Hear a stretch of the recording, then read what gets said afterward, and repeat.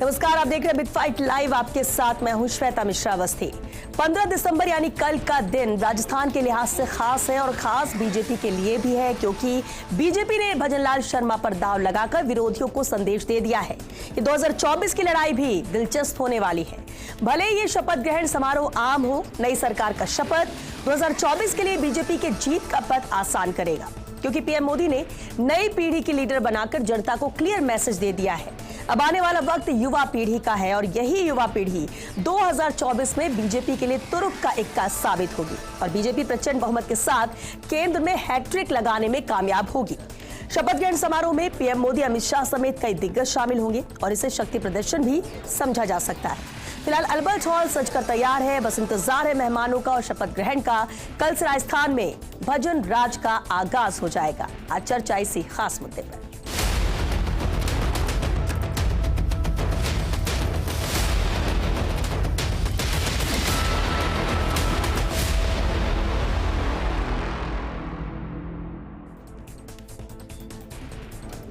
और चलिए इस खास मुद्दे पर चर्चा के लिए खास मेहमान हमारे साथ जुड़ चुके। सबसे पहले उनसे रूबरू करा दे आपको। हमारे साथ है बीजेपी प्रवक्ता पूजा कपिल जी, पीसीसी महासचिव स्वर्णिम चतुर्वेदी जी और साथ ही राजनीतिक विश्लेषक मिथिलेश जैमिनी जी भी चर्चा में शामिल हुए। बहुत स्वागत है आप सभी का बिग फाइट लाइव में। पूजा जी, आपसे शुरुआत करते हैं। राजस्थान में कल से भजन राज है, जब भव्य समारोह में शपथ लेंगे मुख्यमंत्री के तौर पर भजनलाल शर्मा। लेकिन अब क्या माना जाए, राजस्थान में कल से बदलाव की तस्वीर देखने को मिलेगी? जो वादे किए गए, जो बातें कही गई, जिस तस्वीर को बदलने के दावे किए गए, वो एक्शन कल से ही नजर आएगा? बिल्कुल श्वेता जी, कल से कमल की सरकार, कमल का राज भजनलाल जी के साथ में शुभारंभ हो रहा है और डेफिनेटली हमारे 2 डिप्टी सीएम भी आ रहे हैं, डीआईजी प्रेमचंद बरेवा जी। और जो वादे जनता से किए, जो विश्वास जनता को दिया है और जो करने के लिए कहा गया और जो ना करने के लिए कहा है, वो सब करने के लिए पूरी प्रतिबद्धता के साथ में, पूरे कर्मठता के साथ में, समर्पण के साथ में ये भारतीय जनता पार्टी की सरकार जनता के कल्याण के लिए, गरीबों के कल्याण के लिए, युवाओं के, महिलाओं के लिए संकल्प के साथ में काम करने के लिए कार्य करेगी। स्वर्णिम चतुर्वेदी जी, विपक्ष के तौर पर भी उम्मीदें नई सरकार से विपक्ष की भी होती हैं और इस लिहाज से कल से जिस बदलाव की बात की जा रही है, क्या चुनौतियां लगती हैं आप लोगों को कि एक बड़ा चैलेंज रहेगा नई सरकार के लिए? देखिए, जनता ने हमें विपक्ष की भूमिका निभाने के लिए का अवसर दिया है और ये अवसर जो है हम बिल्कुल बखूबी निभाएंगे। जहाँ जहाँ सरकार द्वारा कोई कमी छोड़ी जाएगी, गलती छोड़ी जाएगी या जनता के हित में काम नहीं किया जाएगा, वो उस वहाँ हम नज़र रख करके सरकार को चेताएंगे। सबसे पहली बात यह है कि जब बदलाव की बात होती है तो जो प्रधानमंत्री जी ने वादे किए थे, जो भारतीय जनता पार्टी के नेताओं ने मुद्दे उठाए, अब हम आशा करते हैं कि उनको कल से ही पूरा करने की ओर भाजपा की सरकार अग्रसर होगी। सबसे पहली चीज़ हम ये आशा करते हैं कि अब वैट के दाम कम करके जो ये मुद्दा उठाते थे, हरियाणा से सस्ता पेट्रोल राजस्थान में करने की बात कहेंगे। जो 19,000 किसान जिनकी जमीनों की कुर्की के आदेश केंद्रीय सहकारी बैंक या केंद्र के अधीन आने वाले राष्ट्रीयकृत बैंकों ने जारी किए थे, शायद अब वो नोटिस भी वापस होंगे और हम आशा करेंगे कि ओपीएस जारी रहे, मुख्यमंत्री चिरंजीवी योजना जिसका लाभ जनता को मिलता रहा, इस तरह की तमाम योजनाएं जारी रहेंगी।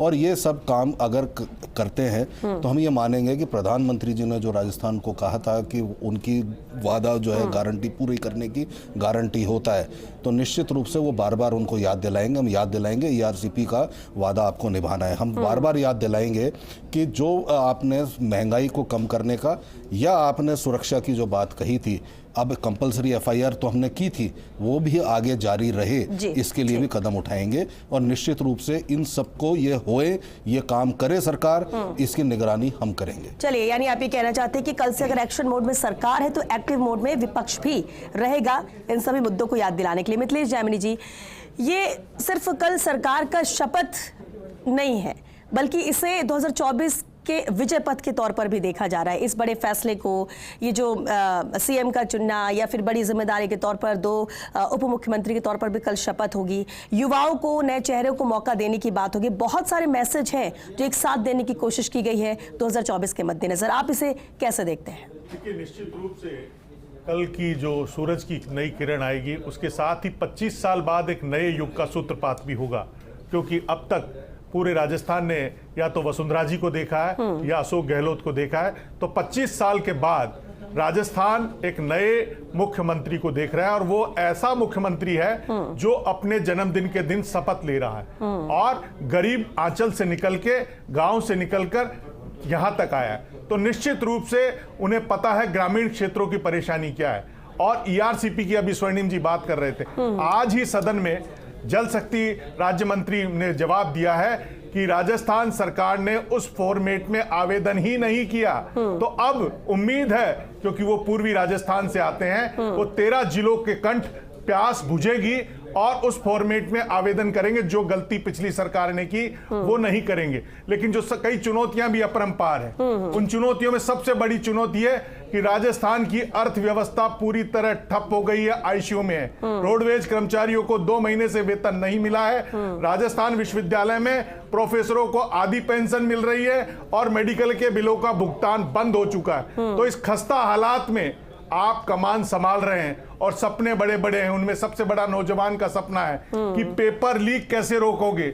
आपने अपने संकल्प पत्र में कहा कि हम एसआईटी का गठन करेंगे, लेकिन एसआईटी से कुछ नहीं होगा। जिनका गठन पहले बैठा चुके हैं, जिस तंत्र में पहले से भ्रष्टाचार घुला हुआ है, उसको कैसे दुरुस्त करेंगे? क्योंकि सचिन पायलट ने इस मांग को उठाई थी कि आरपीएससी का पुनर्गठन हो।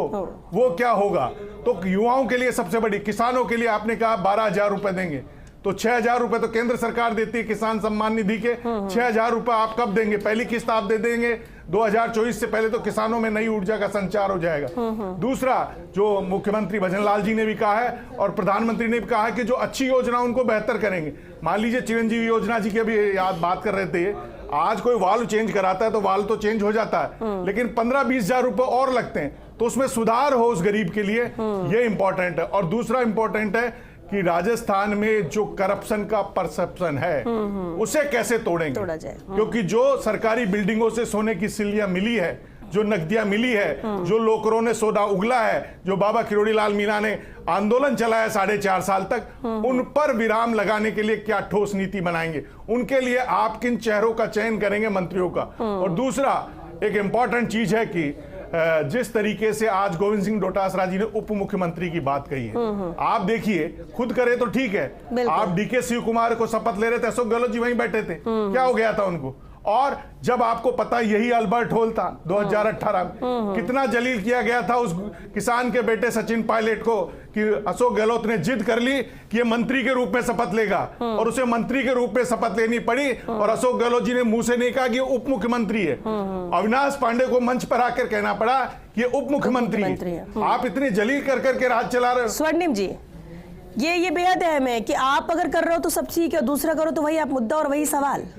देखिए श्वेता जी, हमने जो मुद्दा उठाया है वो मुद्दा बड़ा अहम है, इसको समझने की जरूरत है। शायद गलत दिशा में ले गए। कैसे? आप इसको स्पष्ट कीजिए। गवर्नर हाउस से जो चिट्ठी जारी हुई है, उस गवर्नर हाउस से चिट्ठी जारी हुई है, उसमें क्योंकि गवर्नर ही अभी सर्वे सर्वा है, गवर्नर ही नोटिफिकेशन जारी करते हैं, गवर्नर के ही आदेश पर आगे कार्य होता है। गवर्नर हाउस से जो जारी चिट्ठी हुई है वो मेरी जानकारी के अनुसार उसमें मुख्यमंत्री और 2 मंत्रियों को शपथ दिलाने का कार्यक्रम निर्धारित हुआ है। आप बताइए, गवर्नर की चिट्ठी जो जारी हुई उसके पश्चात क्या कोई सचिवालय का कर्मचारी, अधिकारी या जिस भी मतलब स्टेटस का वो अधिकारी हो, क्या वो उसके को जो गवर्नर साहब का आदेश है उसको बदल सकता है? आज एक वैधानिक मुद्दा है।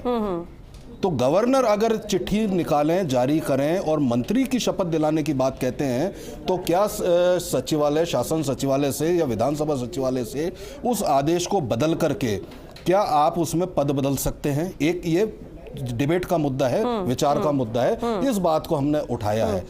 जब संविधान के तहत हुए चुनाव के आधार पर चुनाव लड़े जाते हैं और संविधान के आधार पर गवर्नर ने किसको शपथ दिलानी है ये निर्देश निकाल दिया, तो इसका क्या करें? कुमार ने तो उप मुख्यमंत्री बोला था, हमारा कोई विरोध नहीं है। एक नहीं, इस बात को एग्री करते हैं। अब ये तो हुआ था ना, हम तो ये कह रहे हैं तो मंत्री पद की शपथ नहीं ली, फिर बाद में उप मुख्यमंत्री बना दिया।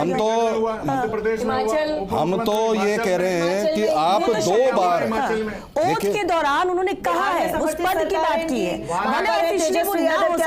मुख्यमंत्री पद। हमें उप मुख्यमंत्री 2 की जगह 5 बनाए, 20 बनाए, हमें उससे कोई आपत्ति नहीं है। लेकिन जब बात आई है कि गवर्नर हाउस से किसको शपथ दिलाने के लिए गवर्नर साहब किसको शपथ दिला रहे हैं, वो चिट्ठी निकली है, उसके पश्चात जो सचिवालय ने चिट्ठी निकाली उस चिट्ठी की अनुशंसा पर उसमें अगर बदलाव है तो कहीं ना कहीं ये आज जो चिट्ठी निकालने वाले हैं इस तंत्र में वो गवर्नर से बड़े नहीं हो सकते। ये हमारा इस पे आपत्ति थी केवल और केवल। कोई आपत्ति, कोई ना कोई तरीका, बस जैसे कि आप विजय पर प्रॉब्लम थी, इनके जब सीएम की घोषणा हुई एक लंबे अंतराल के बाद ही, उससे पहले हुई, तो पहले काम इतना तेज क्यों रहा है? अभी तक श्वेता जी नेता प्रतिपक्ष घोषित नहीं हुआ है, अभी तक नहीं हुआ है, जिस पर ये क्वेश्चन उठा रहे थे। लेकिन वो कहते हैं कि जो बीजेपी करे उसमें कहीं ना कहीं इनको एक अड़ंगा लगाना है, अपनी नेगेटिविटी दिखाना, बस एक ये चीज वो बनी रहती है। बस वो है जब ये स्वयं स्वीकार कर रहे हैं कि तेजस्वी यादव इनके समर्थित बिहार में,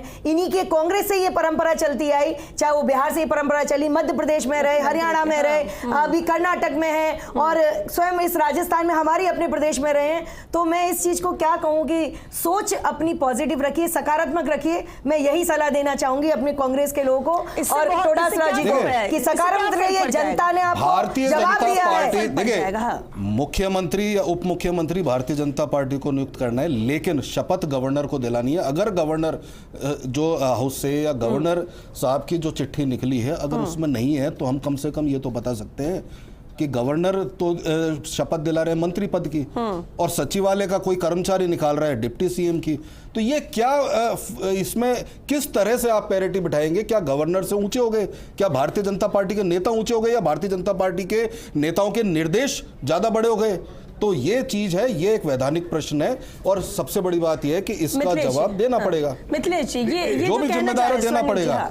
देखिए, ये एक तकनीकी चीज होती है कि वो उनको संविधान में मंत्री का ही दर्जा है जो भी, लेकिन उप मुख्यमंत्री जो भी सरकार बनती है, मुख्यमंत्री बनता है, उसको उप मुख्यमंत्री बोल सकता है। ये इनको भी पता है। लेकिन अब क्या करें, ये एक खुशी का पल है, एक राजस्थान में नया सूरज उदय हो रहा है, तो थोड़ी बहुत तो पीड़ा होनी ही होनी है जो हो रही है। लेकिन इंपॉर्टेंट चीज है, भजनलाल जी के लिए सबसे बड़ी चुनौती है कि अशोक गहलोत जी ने अपनी सुरक्षा का बहाना लेकर तमाम सुरक्षा अधिकारियों को रख लिया है। अब वो उन्हें सिविल लाइन में रखेंगे तो वसुंधरा जी के सामने रहेंगे, तो उनमें एक बड़ी कला है सूचनाएं एकत्रित करने की। तो उनको बेहतर होगा कि ए श्रेणी का बंगला भजनलाल जी अपनी सरकार को सुरक्षित चलाने के लिए गांधीनगर में दे दे, रमेश मीणा वगैरह के ए नंबर के। अगर उन्हें वहीं रखा तो फिर मत कहना कि वैसे वसुंधरा जी की मुखबिरी होती थी, वैसा शुरू नहीं हो जाए। ये भजनलाल जी को सावचेत रहना पड़ेगा।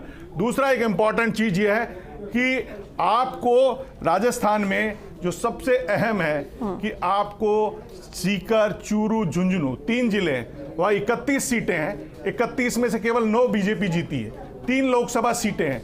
जो आपको मिशन 25 पूरा करना है, उस शेखावाटी को कैसे साधेंगे, ये भजनलाल जी के लिए चुनौती है। दूसरी एक चुनौती है बांसवाड़ा, डूंगरपुर, प्रतापगढ़, वहां 11 विधानसभा की सीटें, वहां महज 3 सीटें बीजेपी जीती है। उस वांगड़ आंचल को कैसे सुधारेंगे? और पूर्वी राजस्थान में भी बाबा किरोड़ी के पक्ष में एक स्विंग जो 2% का स्विंग हुआ है, वो भी उठ रही है।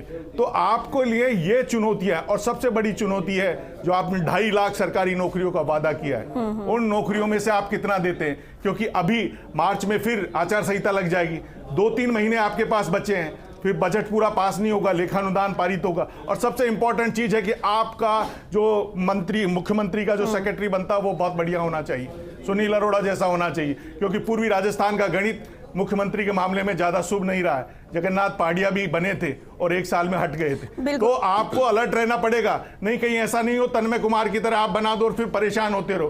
तो सबसे पहले आप अधिकारियों का सही बेहतर चयन करो। पूजा कपिल जी, आसान राह नहीं होगी। देखिए, बड़ी जिम्मेदारी तो दी गई है, लेकिन बिल्कुल जिन फैसलों का और जिन निर्णयों का जिक्र अभी किया है मिथिलेश जी ने, वो भी बेहद अहम है। लेकिन साथ ही साथ जो वादों की बात की जा रही है, कोई वादा तब पूरा हो पाता है जब आपका बजट आपको अलाउ करे, और जिस तरह से खजाने की बात की जा रही है, ये भी एक बड़ा चैलेंज सरकार के लिए रहेगा। डेफिनेटली श्वेता जी, खजाना बिल्कुल खाली है।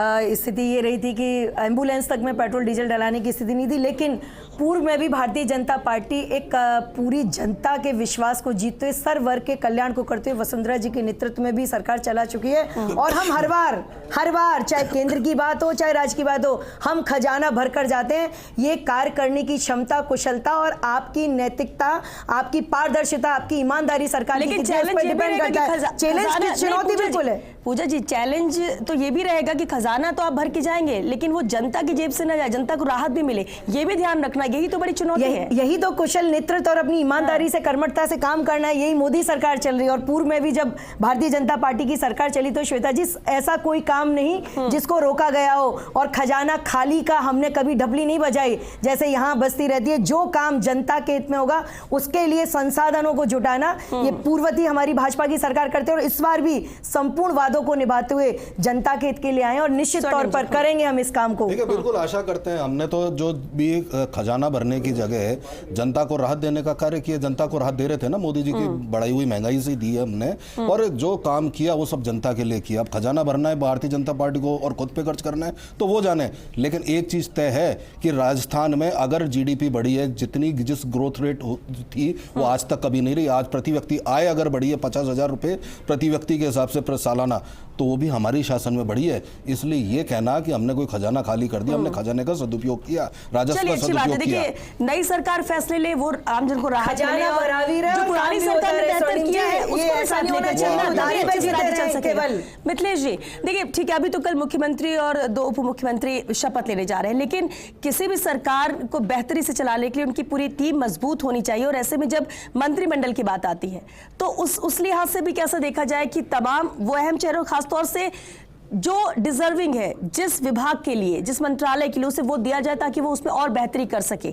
ये निर्णय भी बेहद अहम रहेगा। उस टीम पर भी नजर रहेगी कि आखिर कौन इस टीम में शामिल होता है, किसे मंत्रिमंडल में शामिल किया जाता है। देखिए, निश्चित या ये आपको लगता है कि इसमें भी कुछ चौंकाने वाले चेहरे आ सकते हैं, कुछ नए को मौका मिल सकता है? निश्चित रूप से कई नए चौंकाने वाले चेहरे मिलेंगे, जिनमें नौक्सम चौधरी जैसे चेहरे हो सकते हैं, जो बिल्कुल यंग डायनेमिक फेस है, हाईली एजुकेटेड है। लेकिन जो मोदी जी का सपना है कि यहाँ उड़ीसा मॉडल आए, ये 5 साल वाला सिस्टम बंद हो, एक लंबा राज आए, इसी विजन के साथ ये तमाम बदलाव किए जा रहे हैं। और उसके लिए आपको ईमानदार, कर्तव्यनिष्ठ ईमानदार अफसर और ईमानदार मंत्रियों की दरकार पड़ेगी। और ये क्या, जितने भी अधिकारी होते हैं इन पर राज करना भी एक कला होती है। तो आपको अनुभवी और यंग दोनों का मिक्सअप रखना होगा। और सबसे अहम बात है कि आपको वाद सिस्टम डेवलप करना पड़ेगा, क्योंकि जिस तरीके से मुख्यमंत्री अशोक गहलोत के चारों तरफ एक कोकस बन गया था, जिसे लोकेश शर्मा उनके ओएसडी ने लिखा कि एक कोकस बन गया था, वैसा नहीं बनाना पड़ेगा। आपको जनसंवाद भी कायम करना पड़ेगा। हालांकि भजनलाल जी संगठन के आदमी है, 4 अध्यक्षों के साथ वो रह चुके हैं, तो जनता से सीधा सरोकार रखेंगे। लेकिन जो सबसे अहम चुनौती है कि आपको आते ही कुछ ऐसा करना पड़ेगा जो 2024 में वोटों में कन्वर्ट होना पड़े। पर्टिकुलर शेखावाटी को साधना पड़ेगा, उसमें कास्ट इक्वेशन भी, जाट, मीणा, गुर्जर, ये 3 कम्युनिटी को आपको मंत्रिमंडल में अहम जगह देनी पड़ेगी, क्योंकि सोशल मीडिया पर गुस्सा फूट रहा है। और कल वो भी देखना होगा कि जिस तरीके से भोपाल में लाडली बहनों की आंखों से आंसू आए, क्या कल नारा लगता है कि केसरिया में हरा हरा, राजस्थान में वसुंधरा, वो भी एक देखने वाला सीन होगा। और बाबा किरोड़ी लाल मीणा जो 72 साल के हो चुके हैं, और पूर्वी राजस्थान में एक मांग उठी थी वहां कि उन्हें मुख्यमंत्री बना दिए, जब वो मुख्यमंत्री नहीं बने तो अब उन्हें किस तरीके से राजी किया जा सकता है। और 2 और सांसद हैं, बाबा बालकनाथ और राज्यवर्धन राठौड़। ये तमाम चीजें हैं। तो भजनलाल जी के लिए उम्मीदों का एक भंडार है। और राजस्थान में जो कहा जा रहा है कि एक नई, क्योंकि वो नीचे से उठ के आया, सरपंच एक पहला पद होता है जो फाइनेंस देखता है, यानी मिनिस्टर को भी पावर नहीं होता चेक पर साइन करने का, एक केवल सरपंच वो होता है जो सेक्रेटरी के साथ चेक पर साइन करता है। तो आर्थिक, वित्त मंत्रालय और गृह मंत्रालय, अब वित्त मंत्रालय क्या दिया कुमारी जी को दिया जाता है या अशोक गहलोत जी की जगह तरह अलर्ट रहना है अपनी सरकार में? ऐसा डर तो बीजेपी में तो है नहीं। तो गृह मंत्रालय भी खुद को रखना पड़ेगा, फिर फोन टेपिंग और तमाम चीजें, वो शायद भजनलाल जी को जरूरत नहीं पड़े, लेकिन सावधानी हटी, दुर्घटना घटी। तो ये 2 डिपार्टमेंट जो अशोक गहलोत जी ने एक नई परंपरा विकसित की है, और जो सीएमओ की एक नया कंसेप्ट पैदा किया है, क्या उस कंसेप्ट को तोड़ेंगे कि अधिकारी भारी और नेता हल्के? उसको भी तोड़ना भजनलाल जी के लिए सबसे बड़ी चुनौती होगी। हर विधायक को यह एहसास हो कि उसका राज्य में हिस्सा है, राजस्थानियों को एहसास हो कि उनका मंत्री है, उनका मुख्यमंत्री है, ये रियलाइज कराना। क्योंकि नवीन पटनायक इसीलिए जीत रहे हैं, ममता बनर्जी इसीलिए जीत रही है। बिल्कुल, तो बदलाव- राजस्थान में नया प्रयोग इसीलिए किया गया है। बिल्कुल, और ये प्रयोग सफल रहे इसलिए बहुत कुछ ऐसे फैसले लिए जा रहे हैं जो अप्रत्याशित थे, जिसको लेकर लोगों ने सोचा भी नहीं था, क्योंकि वक्त खत्म हो चुका है। बहुत शुक्रिया आप सभी का इस चर्चा में शामिल होने के लिए। तो देखिए, राजस्थान में कल से भजन राज है, चुनौतियां बड़ी हैं, लेकिन उम्मीद भी प्रदेश को है कि जब 25 साल बाद कोई तस्वीर बदल रही है, जब मुख्यमंत्री के तौर पर एक अलग नया युवा चेहरा देखने को मिलेगा, तो उसकी कार्यशैली भी पता है किस तरह से वो आगे बढ़ते हैं। हालांकि एक अहम बात होती है कि जो पुराने मुख्यमंत्रियों ने गलतियां की है उससे भी सीखा जाए, कुछ बेहतर दिया जाए। और सबसे अहम बात यह है क्योंकि लोकसभा चुनाव सामने है और ऐसे में ये 3 से 4 महीने बेहद महत्वपूर्ण रहने वाले हैं। इन 3-4 महीनों में होने वाले काम, एक्शन या फिर ये कहें कि फैसले, उस पर भी नजर रहेगी और ये जनता के दिलों तक पहुंचे, ताकि जो मिशन 25 है वो उस रास्ते पर भी जाना है, उस पर सफलता हासिल करनी है और वो शुरुआत कल के दिन से होने वाली है। चलिए, 6 बिग फाइट लाइव में आज के लिए बस इतना ही। नमस्कार।